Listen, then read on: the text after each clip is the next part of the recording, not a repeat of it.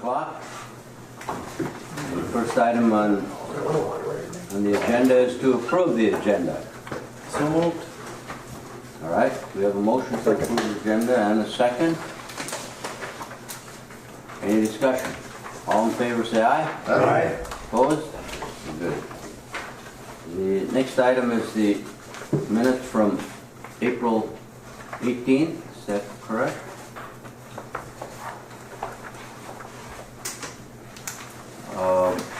I'll move on those minutes, Mr. Chair. All right. We have a motion to approve. Second. We have a second. Any additions or corrections? All in favor say aye. Aye. Opposed? Very good. I think we should have introductions. I'm Alan Rasmussen, public member, citizen member of the Economic Development Board. Mike Hansen, I represent the rural part of Cooch. Which should include Big Fall. It used to.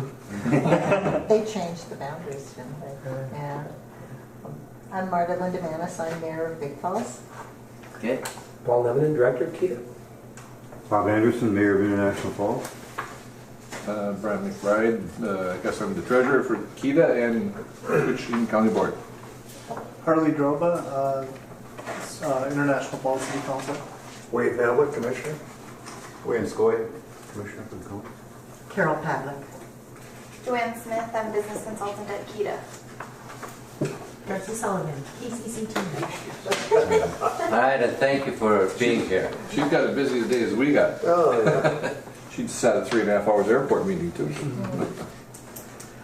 All right, the next item is public comment period. Any comments from our citizen members or citizens? Very good. Treasurer's report, Treasurer McBride. Thank you, Mr. Chair. First thing we'll look at would be cold weather testing. Sat down with Joanne, we went through and reconciled the bills and what the bills to be paid. We had to transfer some money from cold weather, or from the JLR account to KETA. So that, I guess that shows up in the cold weather testing portion here. Page 3, I think pretty much ending out the cold weather year, Paul, we've got a net ordinary income of $225,000.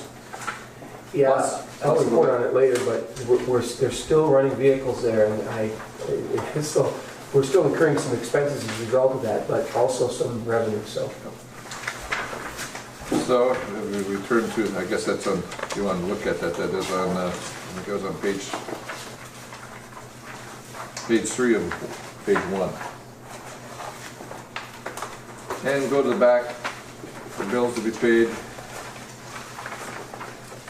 Cold weather testing, $10,272.27. And we have one from GLR, but we'll do that separate, so nothing outstanding there. Pretty common bills, power, railing oil, some repairs to PCs, electrical work, janitorial services, and rent. So I would move that pay the bills for cold weather testing in $10,272.27. Any comments? Second? Okay, second. Any other? Now, Mr. Chair, I see that the total fixed assets now moved over $2 million. Far cry from when we started. Yep. And testimony to the, Pretty amazing. How it's going, yeah. So on page 5,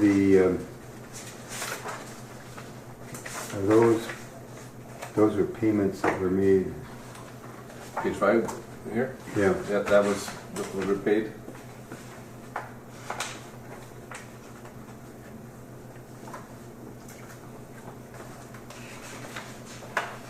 April.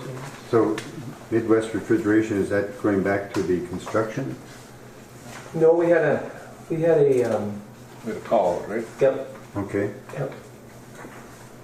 I think we reported on that last month. Yeah, these Oh, you did, those are okay. for April. Okay. I'm a month behind, not having been here.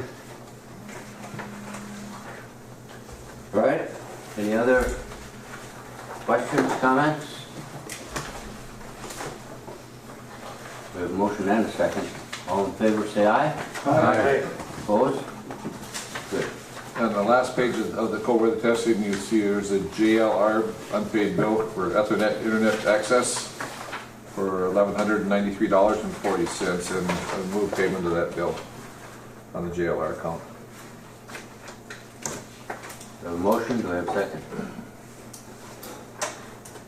Second.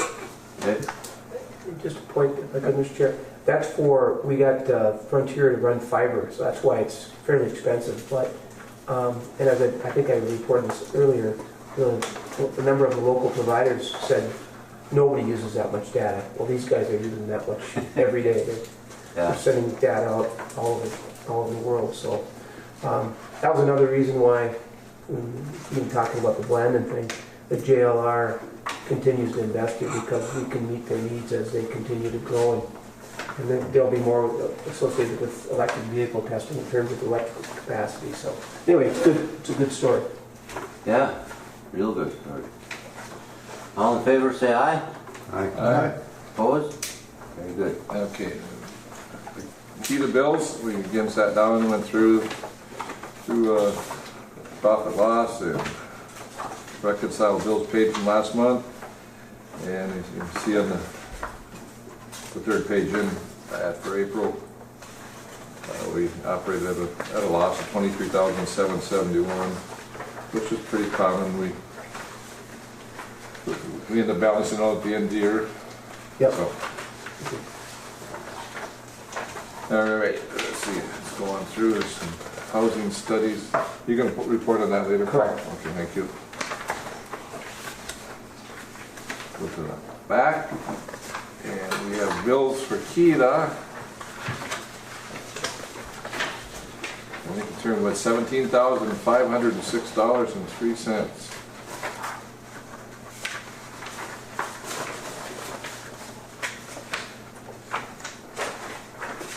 There's the last two pages there. Okay. Again, pretty much standard bills that came in.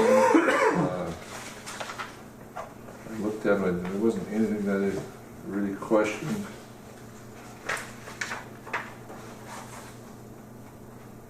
Again, the big one is payroll, which is sent over to Cooch County, act as their fiscal agent there for payroll. So I'd move that sum of $17,506.03 to be paid. I'll second. All right. Motion and a second. Comment, question? Just on the Little Fork Fair, are we going to man a booth there, or? We will have literature there. Okay. In the past, we were able to sometimes have personnel there, but it is a little tricky to staff it. So we just typically will put out literature there.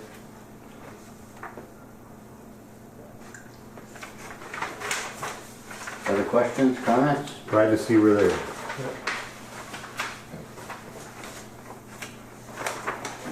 We have a motion and a second. All those in favor say aye. Aye. Opposed? Thank you. Thank you, Mr. Treasurer. The next item is the Koochiching housing study, the RFP and the recommendation. Well, the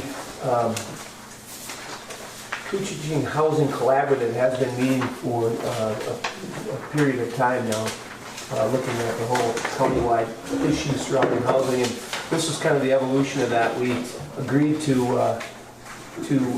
put out an RFP for a firm to conduct a countywide study. We created a document that has a scope of work in it. We received two proposals from two different firms, but all three firms that we approached have had extensive experience and background in conducting both city housing studies and countywide housing studies. So we were comfortable that we got two and that they were both very highly regarded firms. There was a small committee Anderson was on that committee, Brian was on that committee as well. There are other collaborative members in there, and including Isaac Meyer, who's with Koochiching, and was really terrific on this and other issues. But anyway, so we met and we arrived at consensus to select Community Partners Research out of Faribault, Minnesota. And they've done over 325 housing studies, both for counties and for cities. So we would bring that recommendation to this body, since this body is the fiscal agent for the housing study. But we have talked to Steve Research from CRP. We have a few follow-up questions for him. I should add, both firms were very similar in price, and we ended up going with, as I said, CRP, Community Partners Research. And the total, I'll just give you the amount here because, again, they were very close. They were within the, what, $1,000, Bob and Brian? Yep. Somewhere in there. Not to exceed, and this includes travel, Yeah. $32,900, and that's well within the amount of money, funds that we've raised from throughout the county. Again, we're comfortable that both bids were close, and that they have the body of work and the basis to do a good job for us. So I don't know, Bob or Brian, if you had anything to add about the process.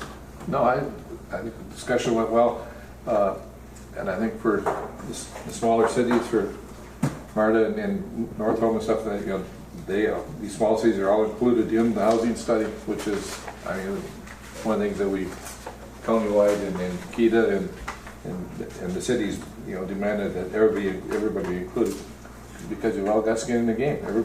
All the cities stepped up and put some money in there. And there was a statement, I don't know if Isaac made it or if you made it, Paul, that somebody just completed a study and there was an investor already beating the door down for the results of that study. It was Cambridge, right? There was Cambridge. also several developers that were waiting for the document to be completed because they were ready to move on a number of different housing initiatives in Cambridge. So yeah, that's our hope too, is that once this is out. And what's the schedule for it? Yeah. That's what I was like to ask too. 120 days from kickoff. Kickoff, we're scheduled for June 25th, where community partners will be in the county visiting with the collaborative and others, and then there'll be, and this includes a number of visits to each of the communities, interviewing a number of folks. In fact, I hope most of the folks on this table will be interviewed as part of this process, and then presentations at the end. And the other nice part of that is each community, there will be a full document that's going to be significant in size, but each community will have its own report. So they tailor it to each community, which is nice. So you don't have to get the whole thing, you just pick out Big Falls. And so that was another reason I guess in the end CRP came out really strong.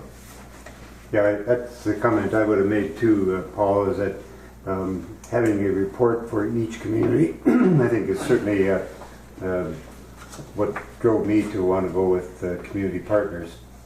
I think the other, that you were going to have discussions, you and Isaac were going to have discussions on the number of meetings at the conclusion of the study. And can you give us any further information on that? Yeah, they want to do it in one day if possible, but the way that in the size of the county we're aligned, we suggest that maybe 3 presentations would probably fit everyone's schedule. And he was open to that. He was very flexible. He has a summer place outside of Bemidji, so he'll be spending a lot of time there. So he said for him, travel up here shouldn't be an issue. So we probably will develop 3 presentations, and they will invite several communities, and they will give answer questions and present the document and talk about next steps. What was the other question we were going to ask? Oh, Fort Francis? Fort Francis. We're going to try to do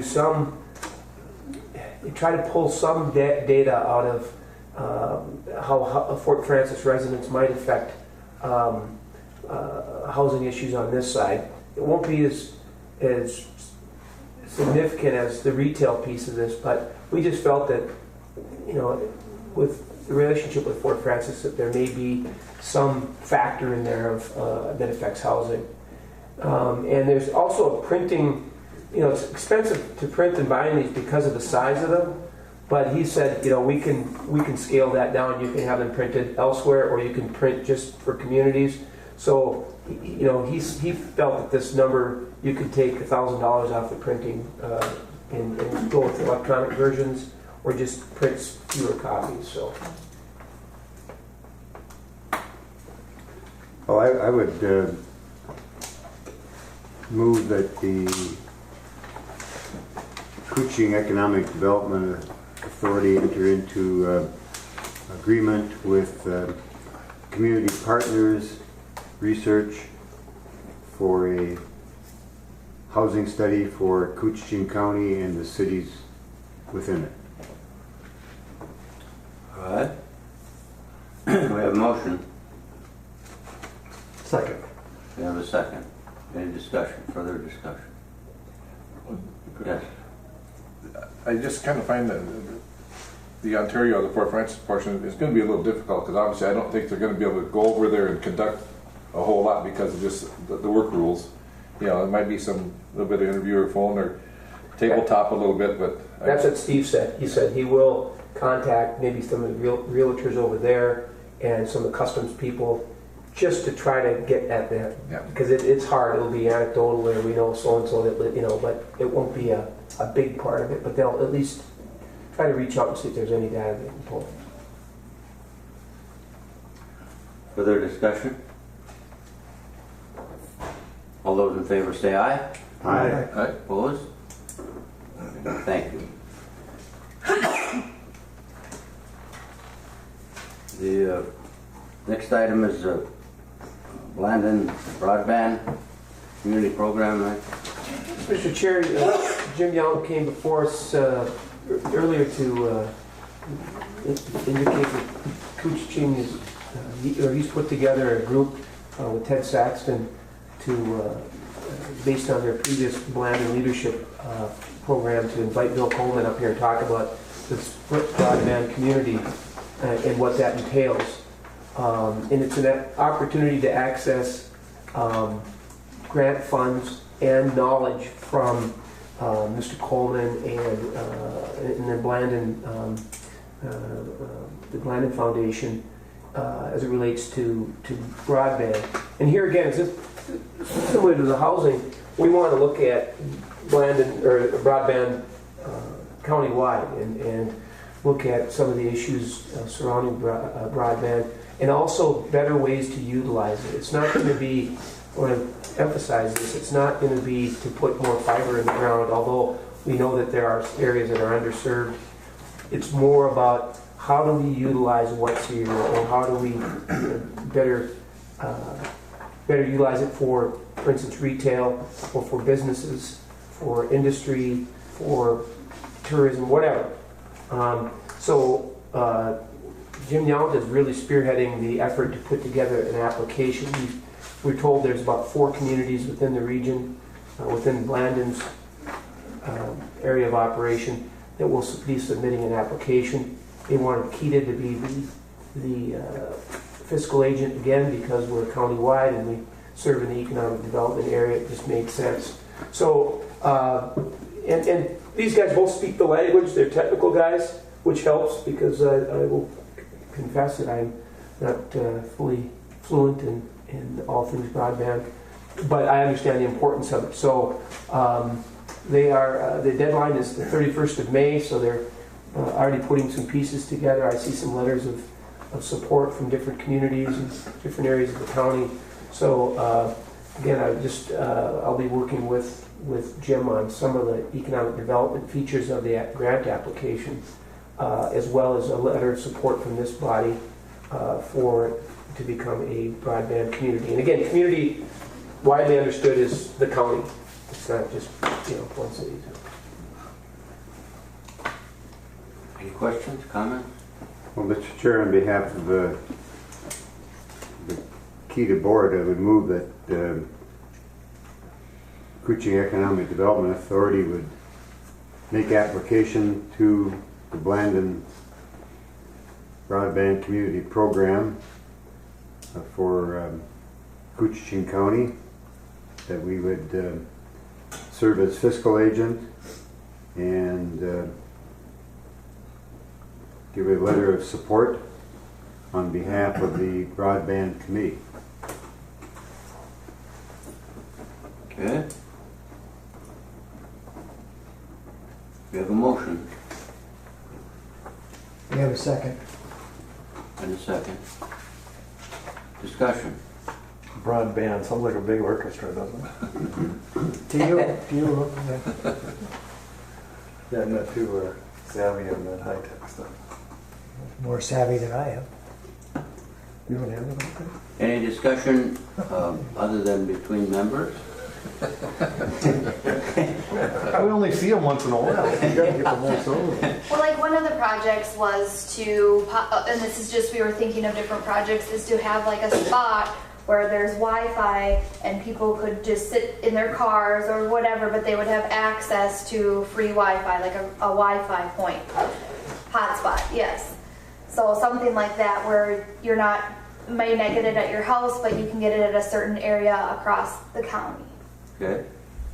And we've identified challenges at earlier meetings in Mike's neighborhood, especially in there are parts of Cooch County that just you can't access it. It's dial-up is even not always an option. So, technology continues to provide solutions, but it's how best to serve some of these areas, and then how best to figure out different projects beyond that. So, how can businesses, United Healthcare, how can they hire more people out county if they can work remotely, or tourism, how can tourism be better served with access. So it's broad, and it's a couple year. That's the other thing I should know. It's a couple years of commitment from as part of this. Assume that if we are successful in the application. Hey, Paul, just to remind me, this is a two-phase project too, right? The first one is to get an assessment of your community, and the second one would be to replace whatever the assessment comes up with. Correct? Or, yes. So it's two-part. First, it's money to find an assessment of what your community, which would be Koochiching County, would actually need to be successful moving forward, and then the second one would be another grant application that would be partnering funds to put that into place. So this is a two-part project over time. Right. Thank you. That's good clarification. Right. Yeah. First one is an assessment to help pay for an assessment. Right. And that's what we're applying for. Right. And then the second phase is okay. Yeah. And as Bill Coleman noted, that's from the Landon Foundation, but there are other grant programs out there that if we establish ourselves as a community, it's easier to make application because we've gone through the assessment, the formal understanding of what's needed, and we've got it's like having the housing document. We've got a document that we can use as part of an application. If we could, Mr. Chair, looking at the remote areas of the county, and of course, Mike's certainly familiar with that, but I look at Silverdale, my own district. If you do one of these hotspots, what is the coverage of a hotspot? Is it very localized, or can you get it all over? Yeah.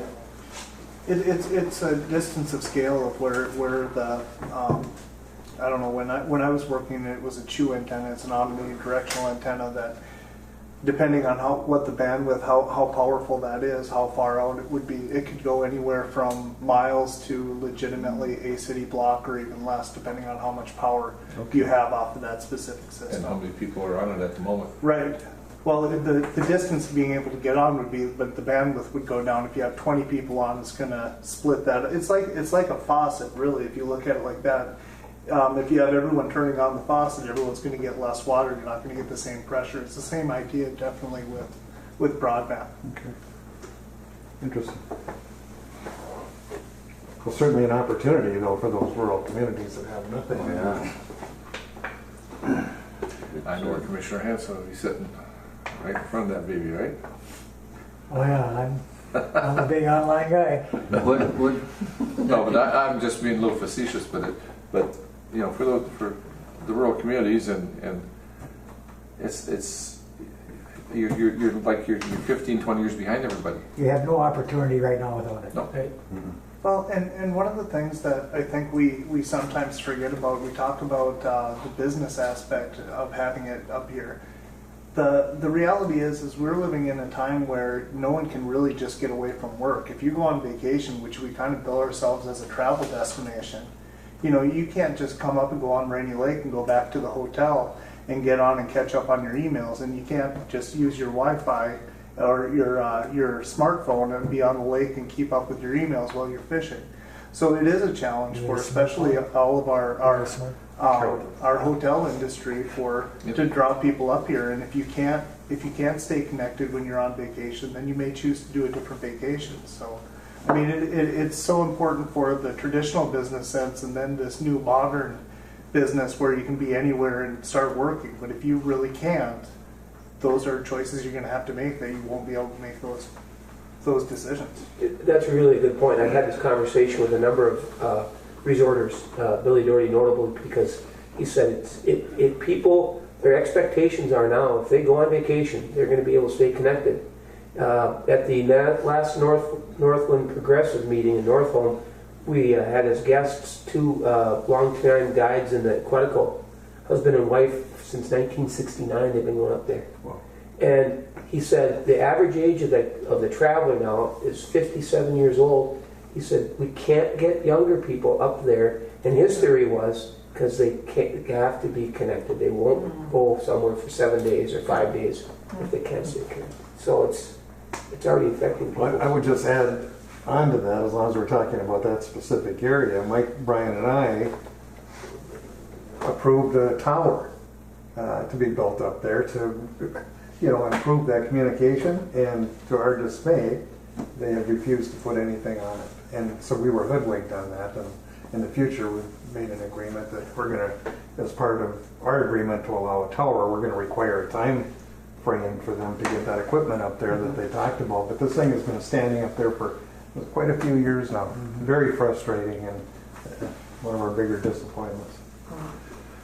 I was going to kind of save it for each groups will comment, but while we're talking about it, is yesterday Commissioner Pavlik and I had the opportunity to have a long dissertation with Lee Hervey with their TV.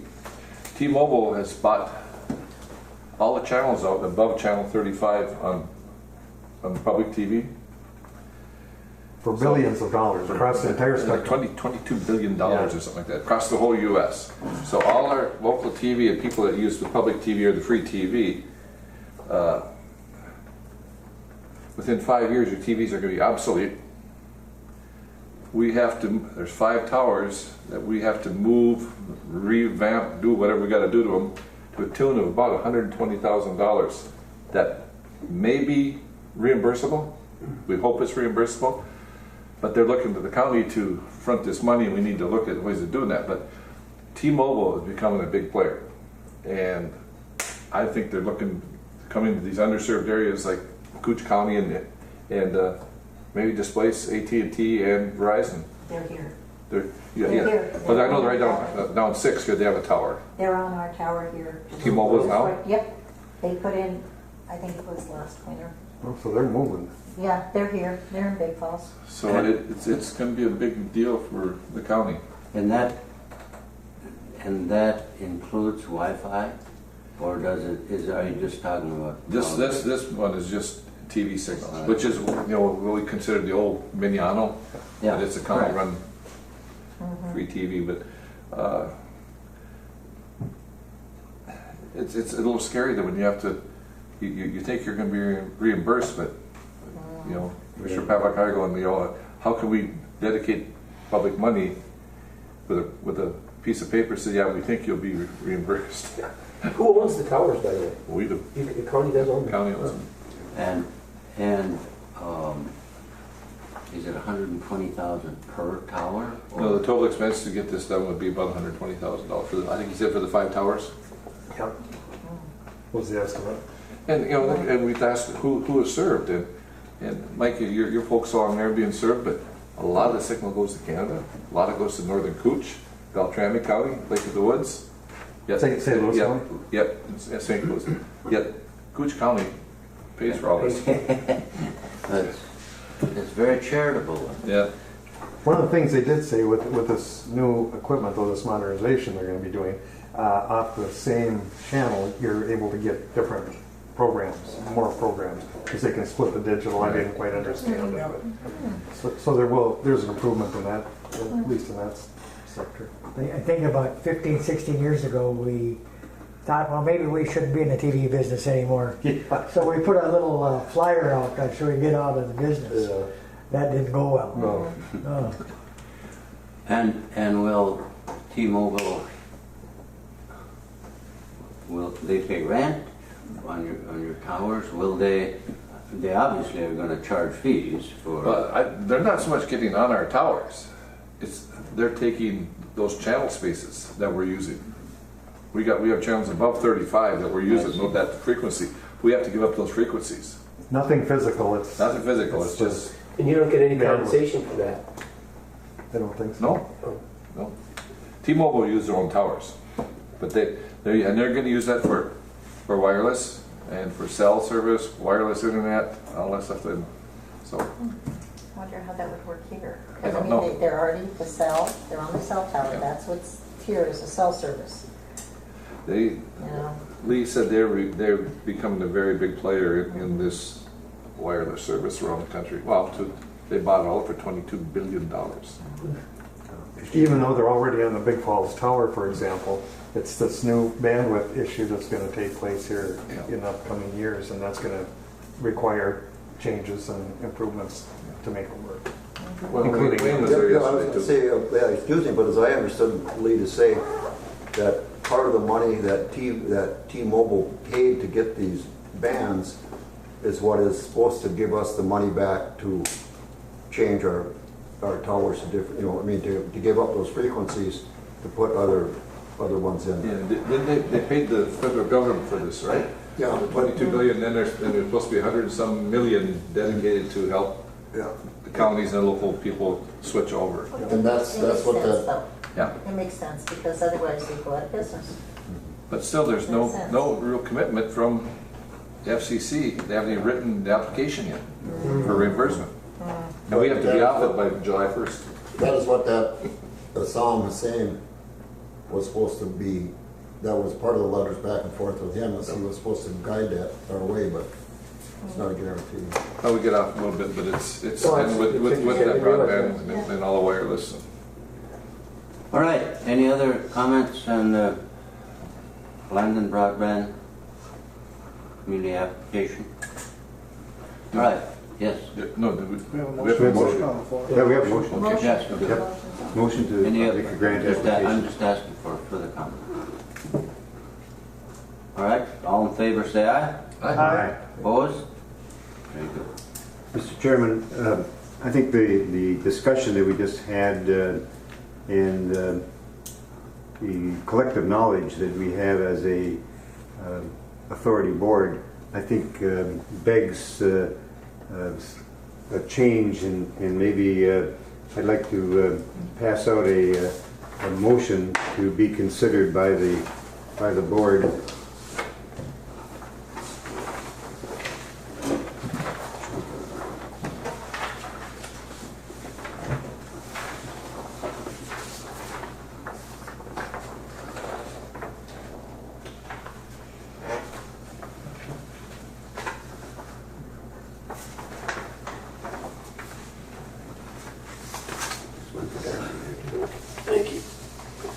This leaves me and you out.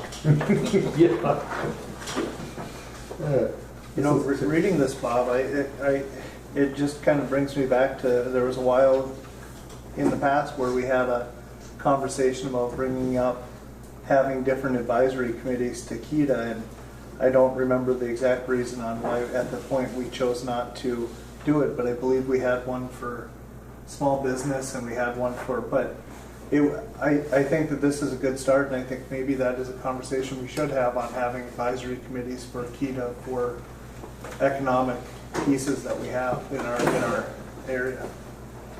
I think we've got, well, I would make this motion so that we can have discussion, Mr. Chair, if I may, All right, we have a motion in front of you. to establish a broadband technology advisory committee.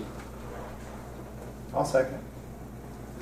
And I guess a couple things that come to mind, I think that, there's a committee out there right now working on it, which I appreciate very much. I think the work that Jim Yount and Harley and others are doing, I think, is exactly what needs to happen.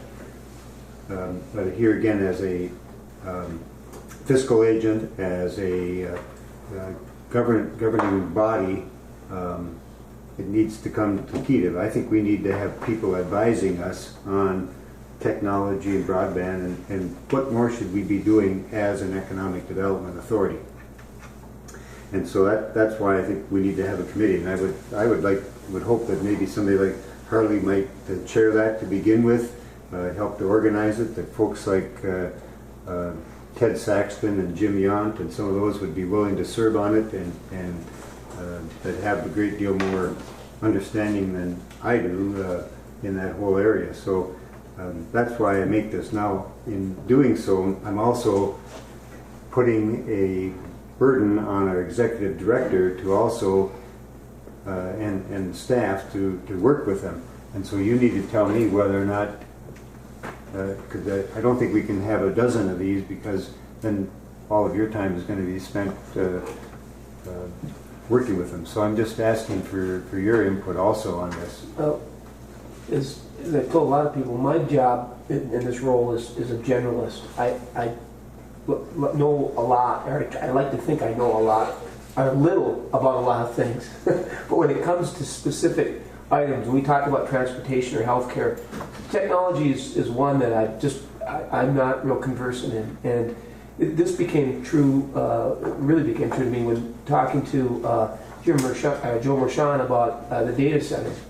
And you start talking that language, and when they start talking that language, I'm lost in it. And to a large extent, it happens with broadband and all the variants of that, and using the terminology. So I really I would support something like this, because, as a couple of folks said, this infrastructure is going to be as important for a lot of people as water and sewer, and we have to, I think, get it to that threshold. So I just, I would feel comfortable, pulling in some people, even like Lee Herbie's very knowledgeable about the segment that he works in. He's been around a long time.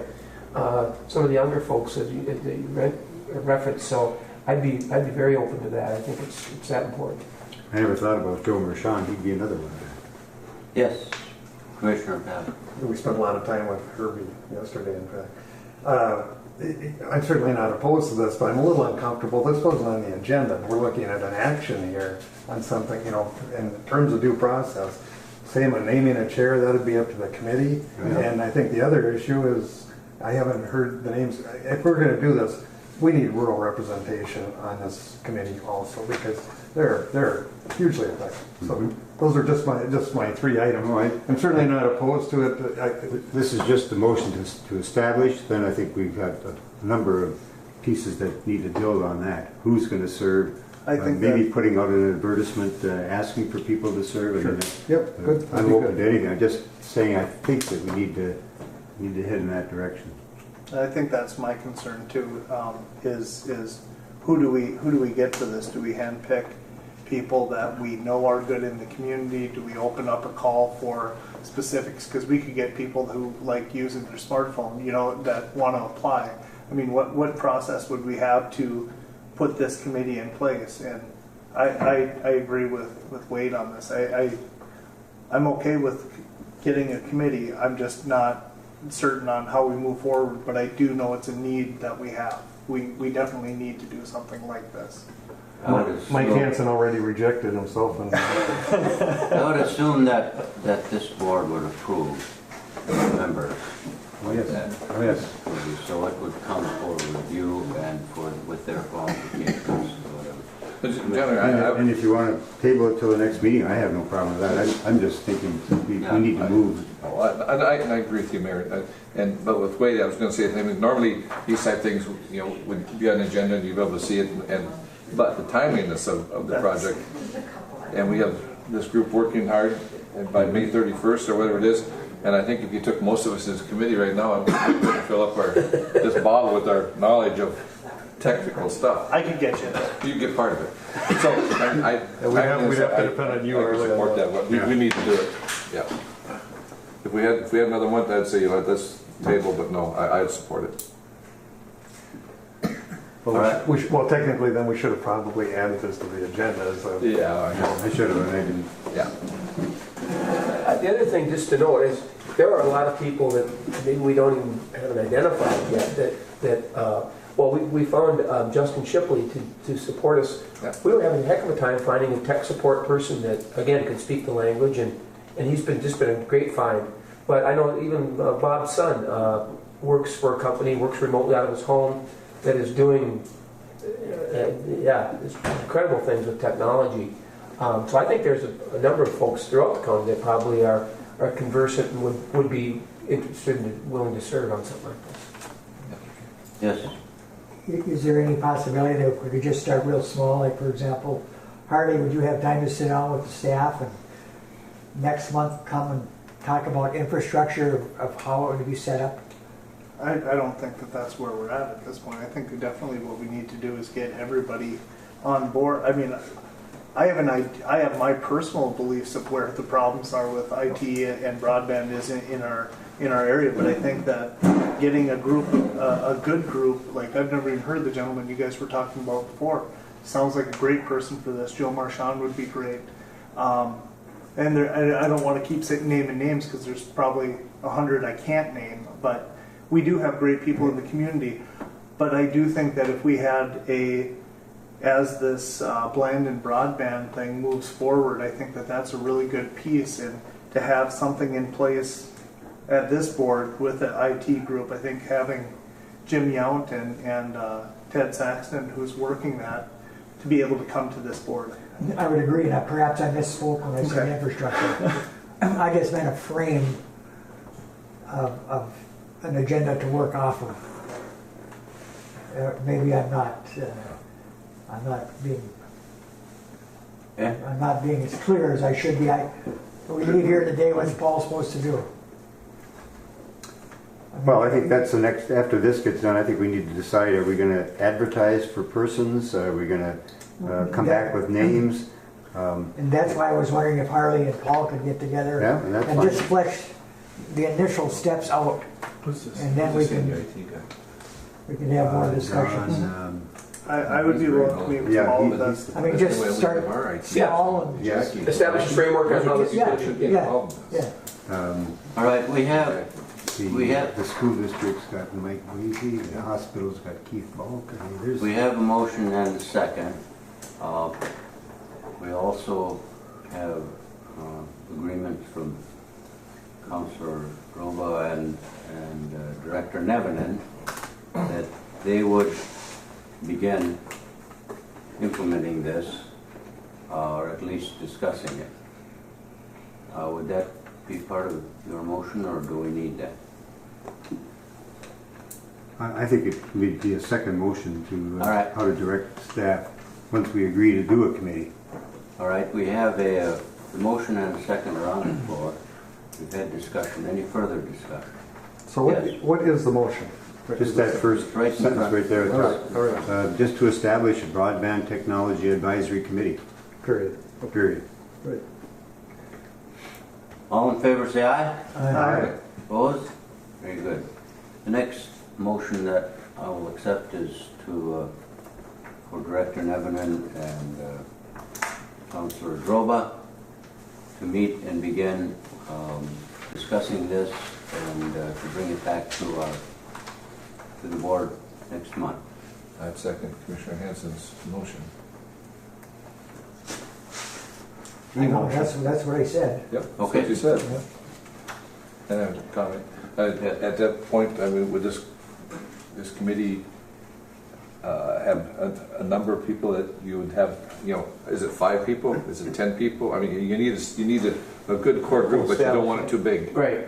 I think, and I think that's what they would bring back to us. I agree. Their recommendations. Mayor and I were just talking, I mean, you have the hospital people, you have the city, you have the county, and there's some real people too that we need to get a good mix, but there's some real stakeholders in this that They we may probably be could able use. to add Yep. to our understanding. So, Further discussion? All in favor of the motion, say yes. Aye. Yes. Opposed? You didn't even He's a, obey orders. you're a good follower, a good listener. You're the leader. All right, the next item is the director's report, Mr. Nevin. Thank you, business Mr. part, business part. Or business- Oh, sorry. Yeah, business part. I brought, You got a movie? no, I brought this oversized map, and I'm sorry, this is a little bit clumsy. But I wanted to, let's hold it up over here, because I'm just going to try to be real brief here. I just wanted to give an update on where we are with the planning of this International Falls Business Park. We've been meeting as a committee, Gary Skolman, Ted Groka. Oh, thank you, I appreciate it. We acquired from tax forfeited from the county this additional 17 acres. So the question becomes then, okay, how do we configure it? What are the considerations in terms of lot size, access, utilities, flow, etc. So my hope was to get to a point where we would have fairly close consensus and then have a public meeting to invite public folks and neighbors to provide additional input before we go through the draft or the platting process, which is a formal process. So again, we get these outlots that we've configured, and Matt Gwynn provided us with this great map, and we've got currently the one street, we've got a platted street here and a platted avenue here. This connects. So our thought process was to, because these lots are low and there's a lot of wetlands issues, the development of these will be very costly, probably cost prohibitive. So our thought was, possibly extend these, create a buffer along here. We have a buffer here along 2nd Avenue. Again, to be mindful of the neighbors. This is a platted or vacated street at currently 21st. So we have additional buffer going to the north. We talked too about how to access some of these lots to the south. And again, these are basically taking the total acreage, dividing it up as best you can in terms of a lot size. We still have not, whether we put a cul-de-sac in here to access these lots, and maybe even soften the usage on these lots where it's more of a commercial business office, that kind of usage here. So it's not, again, we don't want to, we want to be good neighbors as we look at future development. And we do have activity with Mr. Roach here. He looks like he's going to get started here, and I'm going to invite him to the next meeting to talk about what his plans are for this lot. So it's timely here. I've heard from Mr. Arnold here. He's concerned about encroachment. Again, he was very happy that we were building in a 50-foot approximate buffer, and that this was additional. So we are making progress. We're making some decisions based on just kind of a logical layout. Gary Skolman's been very helpful in terms of utilities. We're talking about looping. In fact, they're going to bore. They're going to have as part of some of the projects in town, we want to bore and connect to water over on this side, as well as talk about the future of providing looping to the east. So just we're at a point in time now where I think we're far enough along where if approved, or if you think it's timely that we maybe call a special meeting to invite the public to discuss or to get input from them on some of these decisions. This is again very conceptual, but it's taking form, and we think we're at a time where we can look for some public feedback on this. again, especially with Mr. Roach getting going here, there may be some opportunity to have more activity in the park, which is ultimately what this is all about. Well, is there any need for any changes in zoning for any of these subdivisions? We've discussed that. We could also put in the final plat, we could put some restrictions on these lots. Like those over there bordering Second Avenue, Right. like light industrial or Right. office? We could either rezone them that way, or we could put it in the plat where these lots would be, the usage would be restricted. So there's a couple different ways to go about that. Hey, Paul, is this Roach's property here too on the other side? No. 22nd Street? No. Is that Keith's? This is all key to, this is undeveloped. Okay. We've had it delineated, though there are some wetlands issues here, there's some bad wetlands issues here. Yeah, these are already. I'm just looking at the blocking. And Yes, this big main block is what's existing, or what's currently platted. This, Okay, yeah. I got you. I see. I understand. And the other part of the conversation, we were just met yesterday with the Highway 53 visual quality team. You know, they're doing some final, they're doing a lot of survey work, some final work on some of these questions about egress and ingress on some of the properties. So we even talked about possibly extending a road out, because the city owns this lot here. And the more we talked about it, the more it makes sense, I think, just to have one access point in, so we don't, but it's still part of a discussion, still on the table, so. So with that, Mr. Chair, I guess I'm just looking for direction to call a meeting at some point next month, perhaps, to invite the public and get some further input to kind of keep the process moving along. We better make a decision quick, or our volunteers or arms are going to fall. Yeah, thank you guys, I appreciate it. What is the time frame between meetings for plotting? For plotting? The planning process is pretty rigorous here.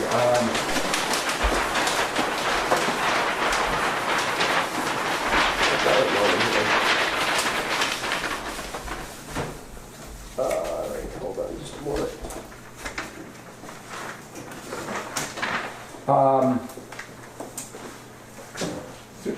Subdivider submits to the city 3 copies of the plat at an inspection fee of $10, a written application, and then the planning, it goes before the planning commission to review the preliminary plat. Then the planning commission approves or approves with changes or modifications, and then they send the minutes back to the subdivider, and then the subdivider prepares the final plat in accordance with the commission's recommendations. So it's a process even once you establish a preliminary plat. So, Good. yes. Well, I was going to make a motion that the executive director be empowered to call a public meeting of the neighbors of the business park and begin the process of platting the property outlined in the business park. Okay, so the thing is to call a public meeting to get input. Get the neighbors' input. And then after that, Begin the process of platting so that he can just move right into that process once he's had input. all right, we have a motion. We have a second. Second. We have a second from Commissioner McBride. Further discussion? Well, again, I don't quite understand the motion. We're going to take public input, but we're going to do what we want anyway? No. That's what it would sound like. No, with the input, then we start the platting process, because then we'll know if we're going to have buffers, how big the buffers are going to be, what else how do we want it zoned? So we're going to notify them, we're going to plat it, and then get information, their concerns. Yes. It's conceptual at this point. We'll have a refined map, but we want neighbors and the public to say, number one, to know what's going on around their neighborhoods, and then to say, we've given this consideration. We have a buffer here. We're not going to have a through road in the Second Avenue, you know, the I traffic. just want to make sure we're not in any way. No, we're not- and I've already heard from some of the neighbors, so that tells me that we need to do that, you know, it's just I good. think Commissioner McBride made the point, maybe some of those lots are designated for just a certain type Yeah. of, you know, we're not going to have heavy manufacturing. Right. You know, maybe it's office or something. You know, and I think it's just being a good neighbor that even though we have a plan, we take public input, but mostly it's information sharing with them, you know, what our plans are, and then if there are some real serious concerns, you know, Then the we plans may change. we make adjustments. Exactly. Give them an opportunity. Yeah, just while we're talking about, Marta, does Big Falls have a industrial designation park? No, we have one at Northmont, correct? Is that Kita's or is that Northmont? Well, it's the cities, but we kind of like Manage this part, we manage it or market it or But try it to. belongs to the city. Northam does, yeah, I Yeah. think it's west. County It's built it. east. Yeah, County built it. It's east, Yes, isn't he's it? on, Yeah. on Highway 1. I thought the one north of them belonged to the county. Well, it's a joint between the county and the city. The county spent the money to develop it, but you know, ultimately the city would have a lot of input into. Yeah, I think the county technically still owns it, but Yeah. it was just one of those deals that didn't work out. All right, we have a motion and a second. Further discussion? All those in favor say aye. Hey, Opposed? Very good. Now we can go on to the director. All right, And thank you, that's Mr. Chair. included in your packet. I'll be brief. It is a brief director's report. And I want to thank again Marta for the city for hosting us. Look forward to going for the tour. KCC for coming down. And I have to clarify one thing. I said I know a lot about a little. It's a little about a lot. My wife will call me on that. You don't Yeah. know. We all understood. Did want to just report on a few projects. The Cantilever Bridge Distillery and Hotel, they've completed their business subsidy application to the city of Rainier and to the county, so that will allow them, and we've established a draft developers agreement with our attorney, Steve Shimon, to schedule a public hearing on that business subsidy for tax abatement for both bodies. There's two different public hearings. The county's is June 12th, I believe at 5 o'clock. The city of Rainier is June 19th at 6 o'clock. So there again, it's an opportunity for the public to understand what's being provided for this project. Construction is still somewhat fluid, but they're scheduled to begin sometime in early June here.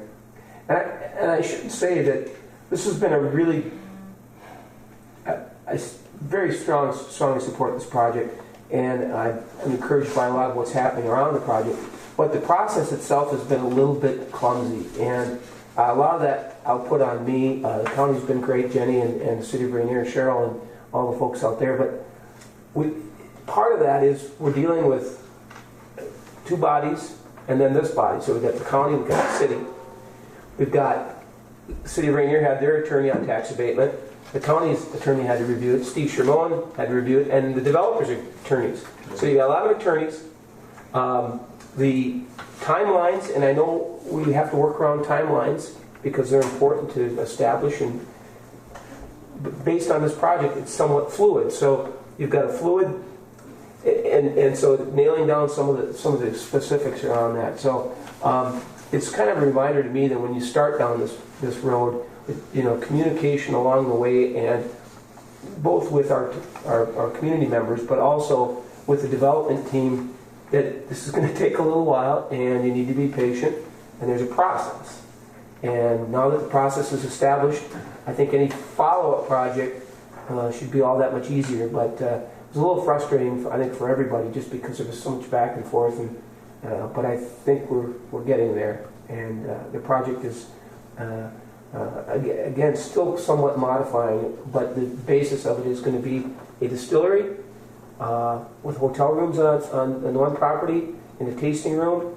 The other property will be the hotel rooms and retail and a restaurant underneath.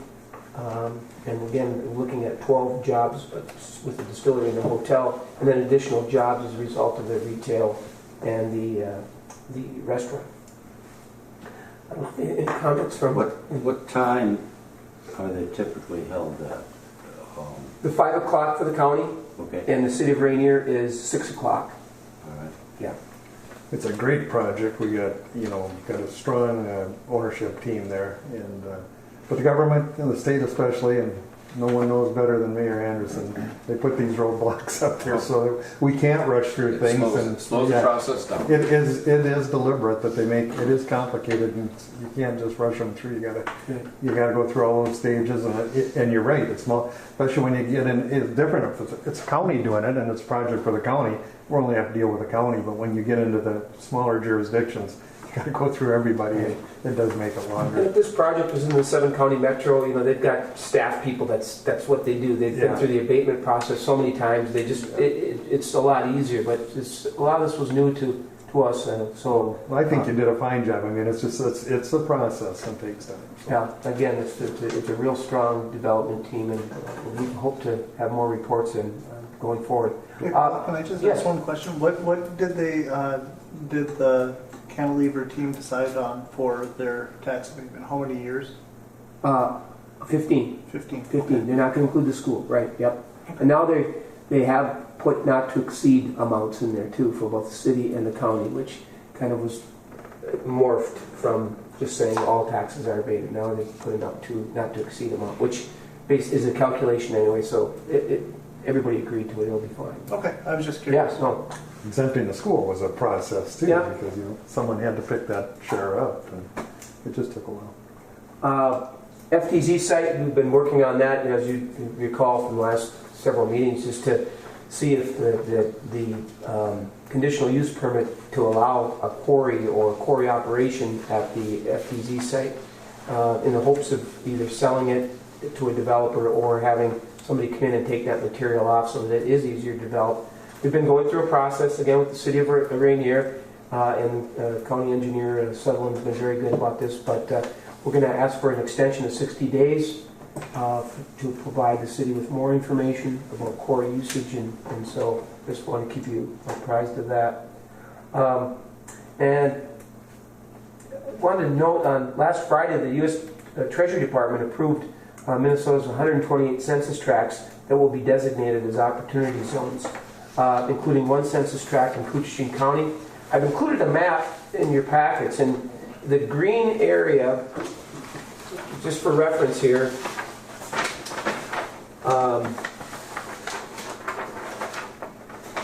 the green area, this map, by the way, is not accurate. It's for the most part it is, but it actually, if you go to the very top, 15th Street, the northern boundary should be 15th Street going all the way across and creating a square. So it's essentially the old South Falls or Carson Loopy. This should extend all the way to 332. So this whole tract will become an opportunity zone. Was it heads north? Is that 2nd Avenue East? Or what is it? Which one? It heads north here, Brian. Is it? Right here? That's 53. 53. Well, that's 50, But, that, 53. but that's not, you're That saying should that's be not the proper line. No, the proper line, when we first made the map, we did have but in the interest of time, The line should come right across, all the way across here. yes. It should come across 15th and then go down 332. Okay. So this is Inaccurate. inaccurate, and this is inaccurate. Yeah, it becomes a rectangle with a little funky chunk in there, but I will have a better map at our next meeting. In the interest of time, I couldn't create one. Anyway, and I included from the IRS a flyer on frequently asked questions about what is an opportunity zone, how do they work. It is a little, well, there's a little bit to it. This goes back to the housing study too. These zones can be used for redevelopment in rural areas that are distressed. So they're redevelopment projects. They can be housing. It can be commercial properties as well.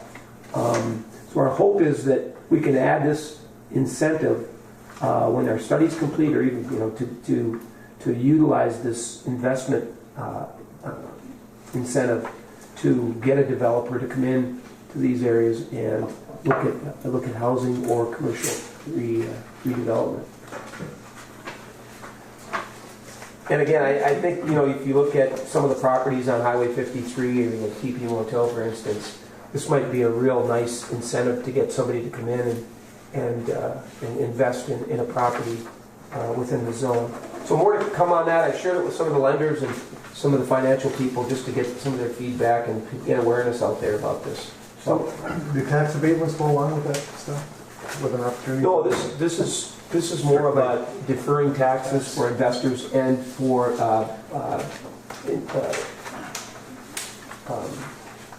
gains, capital gains. Okay.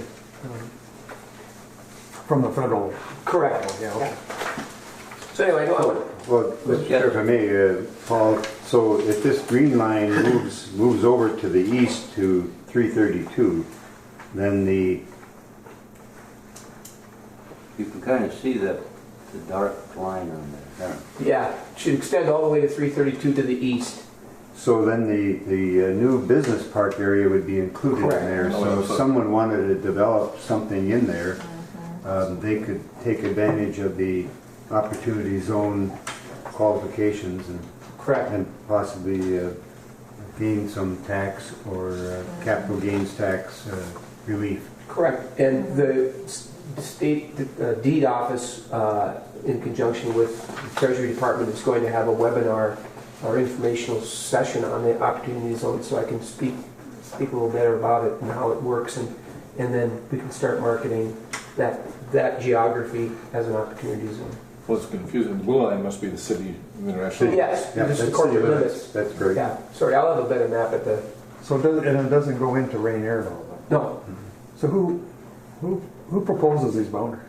they're census tracts, Okay. and it's based on median wage to establish if it's distressed or not.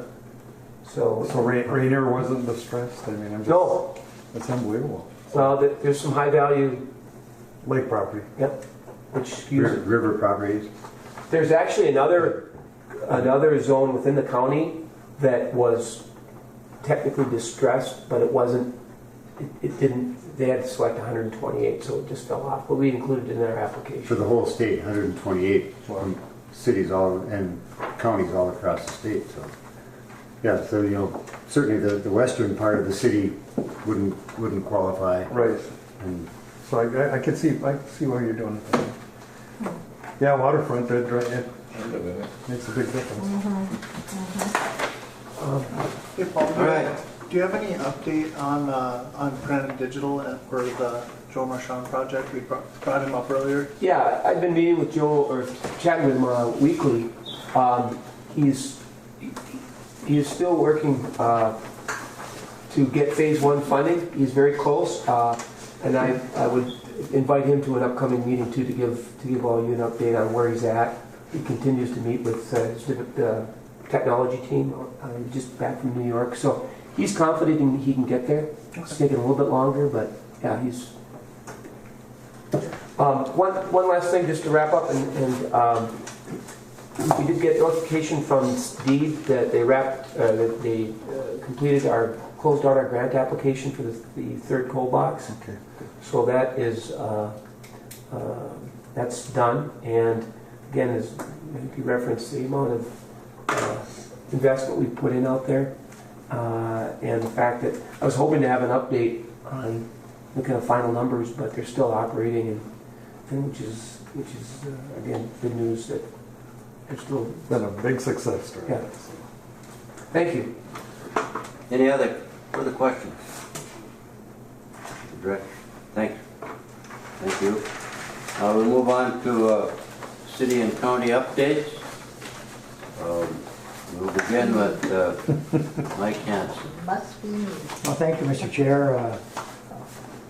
I just be brief here. In Little Fork, ongoing right now.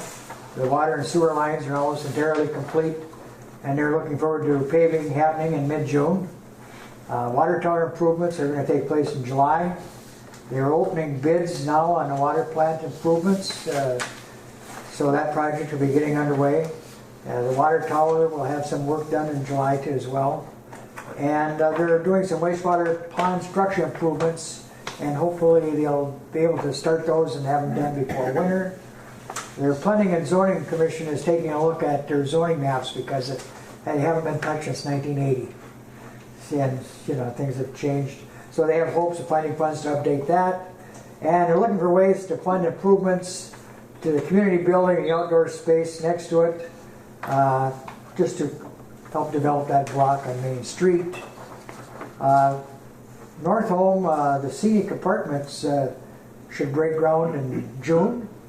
They have new owners there for the Powerhouse Bar and Grill. They have 4 restaurants in North Home now, correct? Okay, Commissioner? And Paul can both tell you that George's Cafe got great pizza. And then you've already covered Rainier. And out west, America's Praise coming here for July 4th. The theme this year is Heroes of American History. We don't expect to be at Earhart, but that was bad. But who knows who's going to be there? Naturally, you're all invited, and we'd certainly like to see you. Harley made it out there last year, and it'd be great to see him again. And you survived. Yeah, and of course, you already covered Rainier, and you know that they're starting to Highway 11 railroad overpass at County Road 20, and all sorts of stuff going on there. Yeah. Thank you. And I didn't cover Big Falls, Mr. Chair, because we've got the expert. Absolutely. And we'll go right to Rick, our host. Well, thank you for hosting us. Thank you for coming. Thank you for coming. I guess, I don't know how much of an update you all know that, this project, talk about timeline, and I think what? I think it's, take one. Yeah. Right, how many years has it been? I'm trying to think, what is it? What year is it? 2018? Yeah, I think we started back in 15 or 16, I think 15. Yeah, we brought Andy Hebley up here. Andy Hebley from ARDC. Yeah, that's where we started. That's what this is, actually. This is from the architect. That is from our master plan, and that's the campground, okay? And then it's been a long process. We did that. We got the master plan. Last summer, we were designated as a regional park. And so then, since we were designated as a regional park, we could go after the funding, which we did. And we got this letter on December 9th from the Regional Parks and Trails Commission that they approved 1.278030, I'm terrible with figures, of our total request. That was, they approved, well, I say $1.27 million is what they gave us. And our request was 1.6, because what wasn't given to us is the construction of the pavilion and park shelter, which we're going after. We can apply every year for the legacy funding from now on, since we have the regional park designation. And if you look at that plan, we have a lot in there that we're not going to get. This summer, we are going after purchasing the property. Olson's property. We've already signed a purchase agreement with them. Yeah, I've been talking to two of them. Of course, we've got Dale. Yeah. I've met his brother too, Doug. I think it is, yeah. Okay. And where would that property be on the map? Okay. Right in here. Yeah.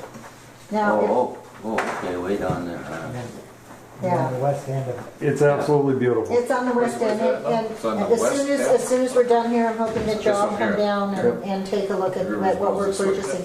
But we're going to purchase that, and then we're going to do some demo, and that's about all this year. Next year, we're going to start construction on our new shower house, and really, this is the major money. If we want, Joan didn't make copies, but that's the. Is it the site of the current one? No, it's going to be in between. I could show you down there where it'll be. It'll be, where the depot is, where you drive in. Does everybody know? Has everybody been in the park? No. I never have. You never have. Well, when you drive in and you go over, we call it the depot. It's a rocky section, and it's before the property.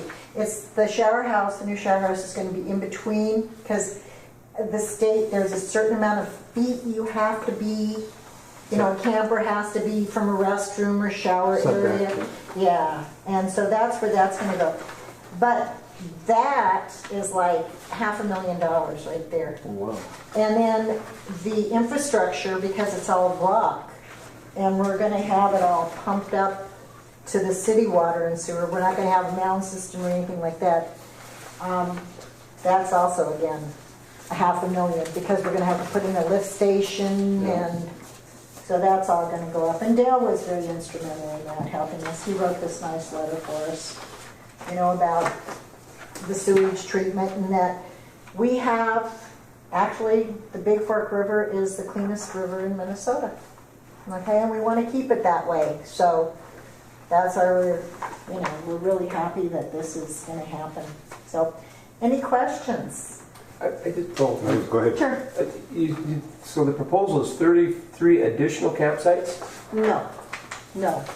I think that's the total. I think that's, that's a mistake. We have 18 Right. existing, And then but then the total will be 33.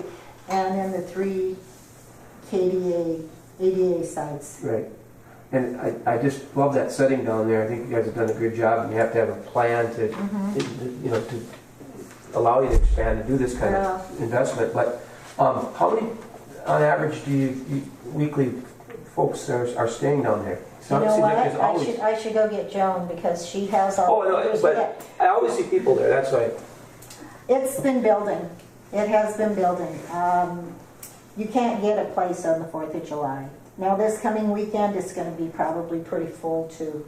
Memorial and Labor Day weekends, it's very hard to get a campsite. Do you reserve, take reservation? Yes, Do you charge yes. for overnight camping? Yes, Okay. yes, yes, we do. We do charge for overnight camping. The one big thing also is that we're going to be ADA compliant. And that was another big thing that I think helped us get the funding too. Yes. Because that's a big thing, ADA compliant. So, and that's one thing when we first wrote up the master plan that we wanted the park to be. So, any other questions? Mr. Chair, Mayor, will there be any improvements made on the east side of 71 in the horse park? Not at this time. Not this time? This It's not only- included in this? This is not included in this. It is included as a regional park, Yep. so that at some time in the future, if we did decide to do something on that side, we could. But right now, this is a 10-year plan to get this park up to what you see up on top, because we want to have 7 camper cabins. We want to get camper cabins in here. Pardon me, what's a camper cabin? It's basically a cabin, Okay. and all it's got in it is a table and a bed, Okay. a couple of beds. That's it. All the cooking and everything else is outside. All right. It's just for sleeping quarters. And then the yurt option is still questionable. We are gonna, extend the hiking. You see that dot, that line, we're gonna extend that. And then we want to put in a centralized natural playground for children. I already mentioned the hiking. And then at the very end of it, when we walk down to the property, you'll see we would like to put in a small access to the river, just for canoes and kayaks. Because the other side is for motorized vehicles, so motorized boats. So that's it. Follow-up Yes. questions, 2 of them. First of all, are some of the campsites that are on the horse park, is that included in the numbers that are here, or are those separate from that? I think those are, I'm not sure. Okay. And then secondly, I think they are separate. The- I think there's like 5 there. yeah, I think they are separate. I think I know we've there got- was horses there this weekend Yes. when I Yeah. drove down there, so. Yes, there are. On the other side of the river, on the north side of the river, you have another road. Is that part of the park? That is not part of the park. That's not part of the park. That's not part of the park. Another thing that I wanted to add is we just, I did talk to Robert Eklund last week, and I called him up to find out where where it was going, the funding, because the funding has to come from the legislature. And he said that the House had passed it and it was on the Senate's bill, and then the next day we got the grant application from the DNR. So now we're gonna have to go through, like everything, we're gonna have to go through an EAS, an environmental assessment statement.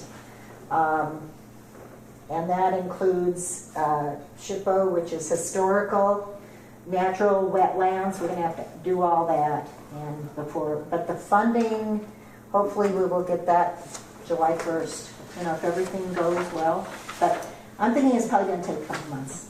Because everything, everything, you have to jump through all the hoops, have everything done correctly, so. Legislature might not even be recessed by July. Well, congratulations. Well, thank you. Got a lot of work on this. You deserve credit. Yes, we have. The city has, the council has, Joan has worked on it tirelessly, The chairman and I sit on the Regional Development Commission, and And Mr. Nevin. Yes, and and Paul sits there with us too. People don't realize that you can't go anywhere, you can't apply for anything until you have a plan. And it's, that's where the ARDC has worked in every community in Koochiching County. Brought planning and zoning to Rainier. Andy Hubly did. That's when the conference. That'd be my question. Before it was the Big Falls Park. Now you've got a regional designation. Does that change your management style or what you can do? Yes and no. Yes and no. I mean, we still are in control of it. There's certain things that we're going to have to comply with. I mean, the DNR kind of is going to be, oversight, because they're the ones that are going to oversee us with the grant money. But I think the city of Big Falls still will manage. Excuse me, a campground. So just a bigger designation. Just a bigger designation. Yeah, so, yeah. Thank you. Thank you for the presentation. Yeah, very good. Other comments? Mayor? Just would update you that summer projects are starting in the city. We've got about a mile of streets out of the 34 miles of streets that we have there that will be improving this year. Competing with Birchdale on July 4th for celebration. So Big Falls. That's happening, and Big Falls, yes.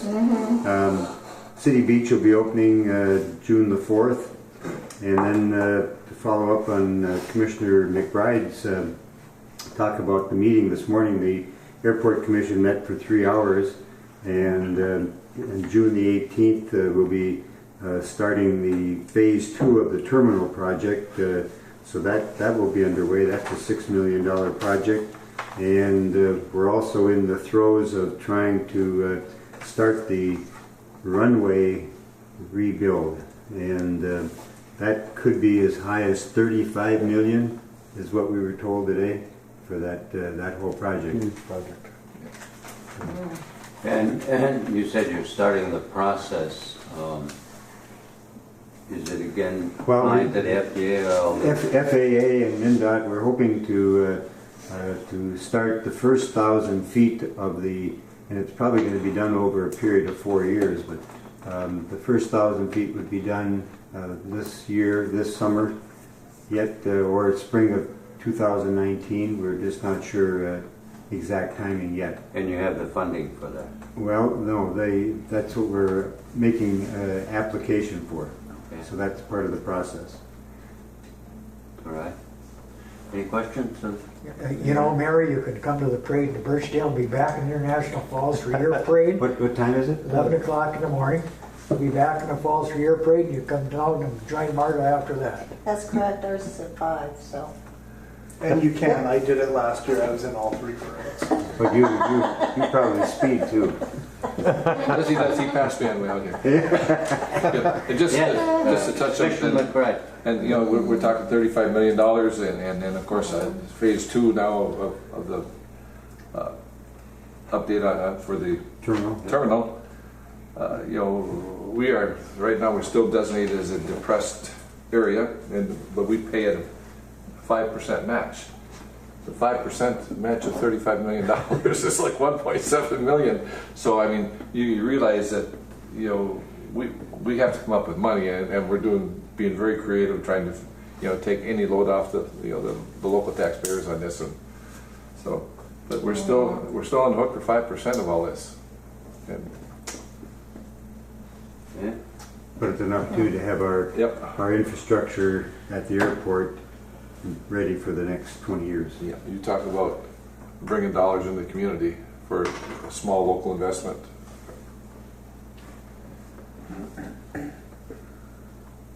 Councillor Droba?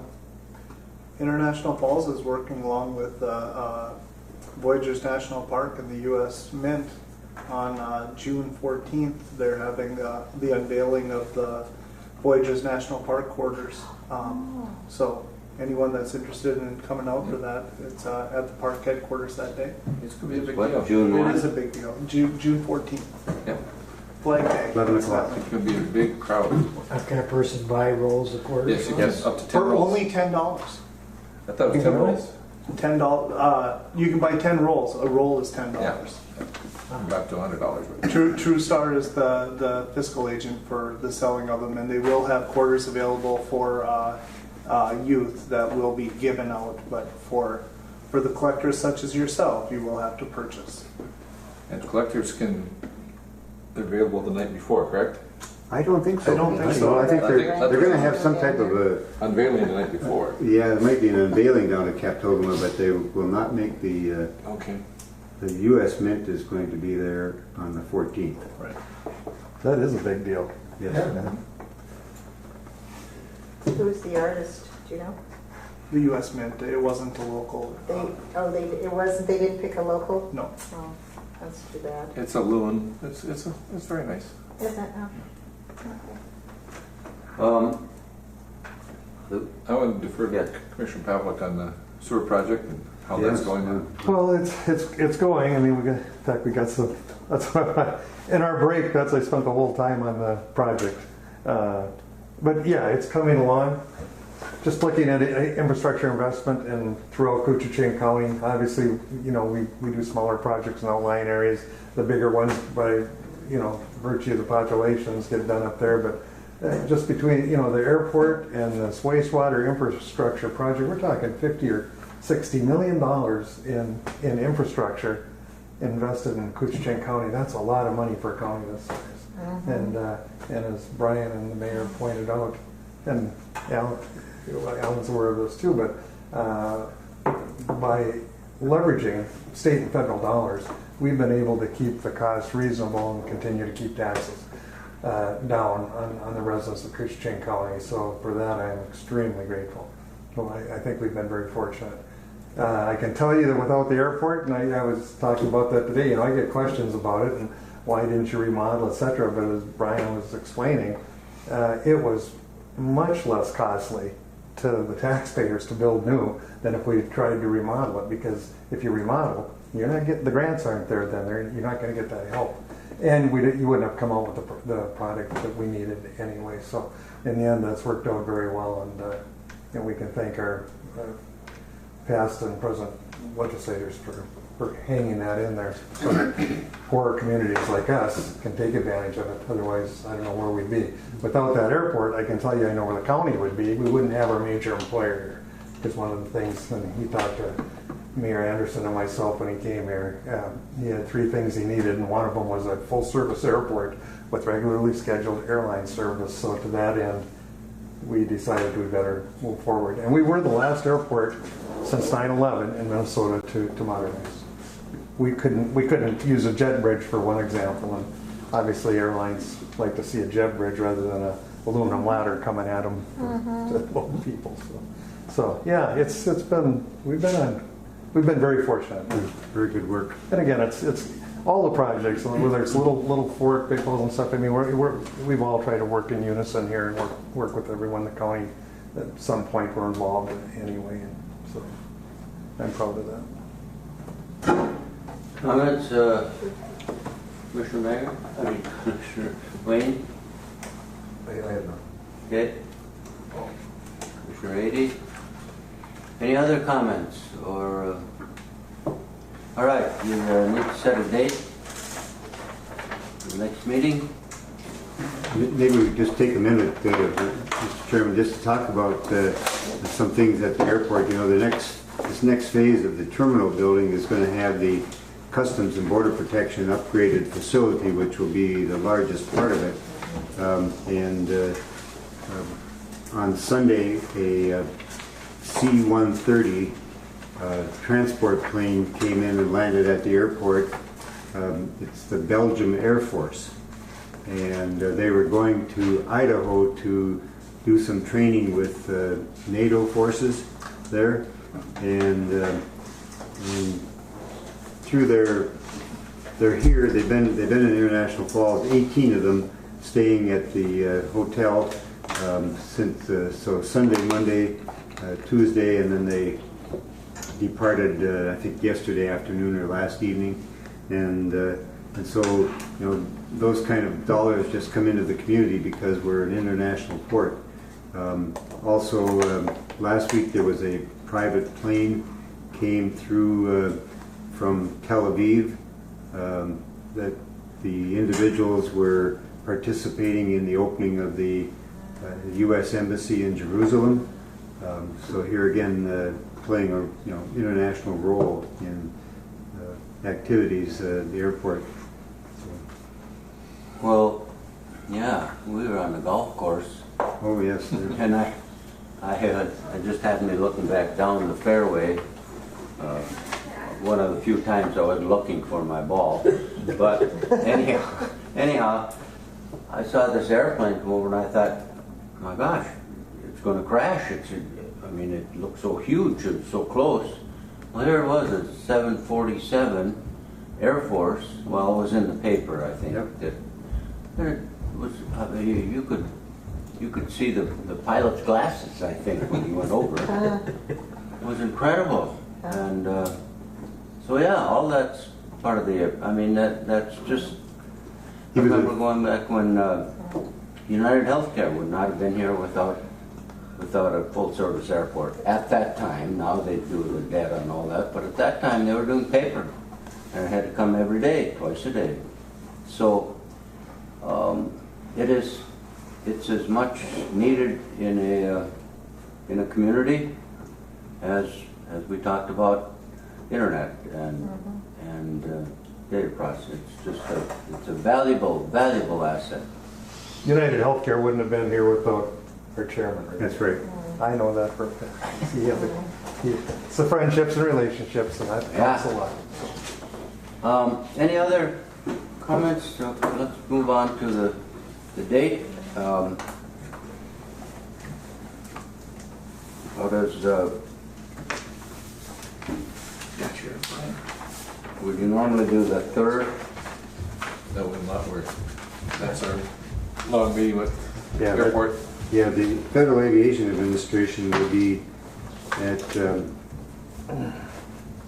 meet with the Airport Commission that day, and so it's probably going to be about 5 hours of meetings. Okay. Any other date? How about so the 20th you're talking about? Yep, 20th is out. Okay.